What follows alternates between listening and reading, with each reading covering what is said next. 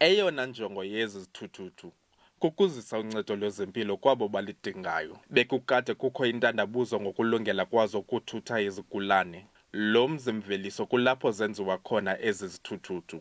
Unikezo lwethenda yazo lwaluvuleleke nakubani na. Zidizayinelwe kanye ukusebenza kwindlela zasemaphandleni nangaphezu kokuba zisebenza kwindlela ezinetha.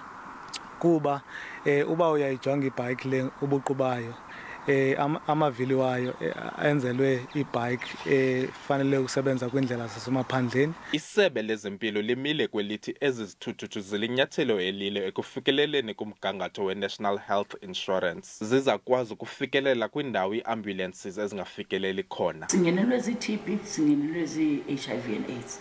All those people ngabantu ekufuneka sibaseve emakhaya ngokwendlela ye-primary health care. Ithi ke ngokulonto thina siyibone izaba lixhathu indaba yezikuta. Ukuncedisa abanompilo basevisa ababantu ngeenyawo. Okwesibini, la mithwalo yalamayeza bayithweleyo bayithwala besiyayideliverisha kubantu abahlele emakhaya. Le nkampani sele kudala ithengisa izithuthuthu nakumanye amazwe ase-Afrika eminyaka eli-15. Abongile Yankees kwiindaba ze-SABC ndiseqonce.